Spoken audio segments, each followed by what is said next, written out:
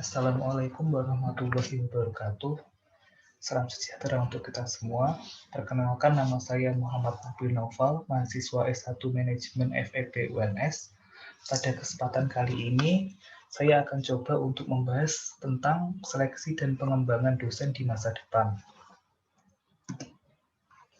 Pertama-tama, kita perlu mengetahui dulu apa itu seleksi dan pengembangan dalam MSDM.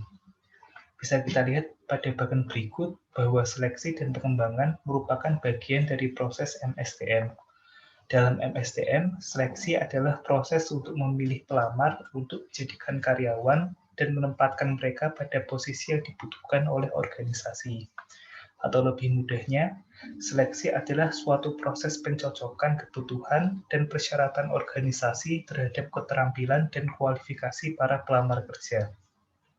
Sedangkan pelatihan dan pengembangan adalah proses yang didesain untuk meningkatkan pengetahuan dan keterampilan teknis, meningkatkan kinerja pegawai, kemampuan konseptual, kemampuan dalam pengambilan keputusan, dan memperluas human relation.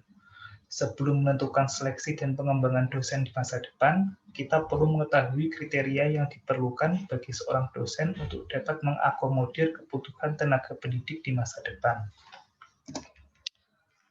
Berikut ini adalah beberapa studi keefektifan perguruan tinggi di masa depan. Yang pertama adalah teknologi informasi dalam dunia pendidikan. Di masa depan, para dosen dan mahasiswa pada era teknologi yang tinggi tidak lagi dibatasi waktu dan ruang kelas yang terdapat di lembaga pendidikan. Namun, dosen dan mahasiswa sudah dihubungkan dengan sebuah jaringan komputer dan internet. Begitu juga kalau para mahasiswa ingin berkonsultasi dengan dosen. Perguruan tinggi dapat mendirikan ruang kelas maya bagi para mahasiswa untuk memecahkan masalah-masalah mereka atau untuk mengeksplorasi pelajaran yang berbeda-beda yang menarik minat mereka. Yang kedua adalah pembelajaran pendidikan dan pengetahuan di rumah. Menurut Wen pada jurnal penelitiannya nomor 93 tahun 2003, di masa depan nanti akan ada orang yang akan kembali ke zaman ketika mereka kebanyakan diajar di rumah. Orang tua memikirkan dan mempertimbangkan bahwa anaknya lebih baik dididik dengan cara lain seperti diajari di rumah dan berpartisipasi dalam kelompok-kelompok pendidikan kecil secara privat. Sedangkan tingkat pencapaiannya dapat dipantau dengan uji publik. Yang ketiga adalah pembelajaran pendidikan dan pengetahuan yang bersifat keterampilan khusus. Perguruan tinggi masa depan akan berubah dari perguruan tinggi dengan maksud umum jadi perguruan tinggi dengan maksud khusus. Yang diajarkan perguruan tinggi di masa lalu adalah pengetahuan umum, tetapi perguruan tinggi masa depan mungkin akan menjadi pusat pelatihan dalam keterampilan atau pembelajaran khusus. Yang keempat adalah perguruan tinggi yang direformasikan. Di masa depan, perguruan tinggi yang baik bisa berkembang tanpa batas. Perguruan tinggi yang rendah kualitasnya akan tersingkirkan karena kurangnya mahasiswa. Sekarang, perguruan tinggi masih terbatas pada ruang kampus dan tersedianya dosen. Mereka hanya dapat menampung mahasiswa dengan jumlah tertentu, tetapi dengan jaringan internet bukan mustahil sebuah perguruan tinggi yang semula hanya dapat menampung beberapa ribu mahasiswa menjadi sebuah perguruan tinggi besar dengan beberapa juta mahasiswa. Nah, berikut ini adalah perubahan yang terjadi dalam pendidikan. Yang pertama adalah perubahan peran dosen. Dosen tidak lagi memberikan informasi dalam bentuk ceramah dan buku teks. Dosen akan berperan sebagai fasilitator, tutor, dan sekaligus pembelajar. Yang kedua adalah perubahan peran mahasiswa. Mahasiswa tidak perlu lagi menjadi pengingat fakta dan prinsip, tapi akan berperan sebagai periset, problem solver, dan pembuat strategi. Yang terakhir adalah perubahan peran materi pendidikan. Materi tidak lagi berbentuk informasi dalam bidang studi terlepas, tapi mahasiswa akan mempelajari hubungan antar informasi. Nah, di sini ada perubahan peran dosen di masa lalu, zaman sekarang, dan masa depan. Peran dosen di masa lalu sangat mempengaruhi pola pikir, cara pandang, dan perilaku seumur hidup mahasiswanya, dan sangat dihormati serta dianggap orang terpenting kedua setelah orang tua. Namun, di zaman sekarang, perkembangan dosen mulai jatuh dan mengenaskan. Hal ini karena selama beberapa puluh tahun terakhir, dosen hanya dianggap sebagai tenaga kerja untuk menyampaikan pengetahuan. Bahkan ada anggapan bahwa yang diajarkan tidak sesuai dengan hasil akhirnya. Nah, sedangkan peranan dosen di masa depan dapat ditingkatkan. Dengan penggunaan teknologi komputer, peran dosen semakin nyata.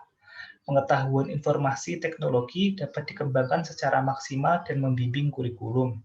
Dosen dituntut kreatif untuk mampu memenuhi kebutuhan peserta didik.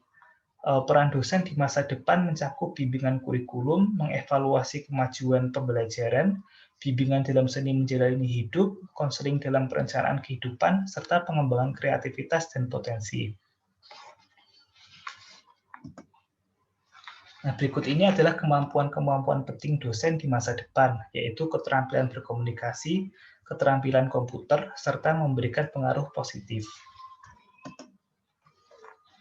Nah, dari kriteria-kriteria dan kondisi-kondisi yang disampaikan tadi, dapat disimpulkan bahwa dalam melakukan seleksi dosen, perguruan tinggi perlu memperhatikan hal-hal berikut, yaitu memilih tenaga pengajar yang tidak hanya cerdas dari segi keilmuan, namun juga memiliki kemampuan knowledge transfer yang baik.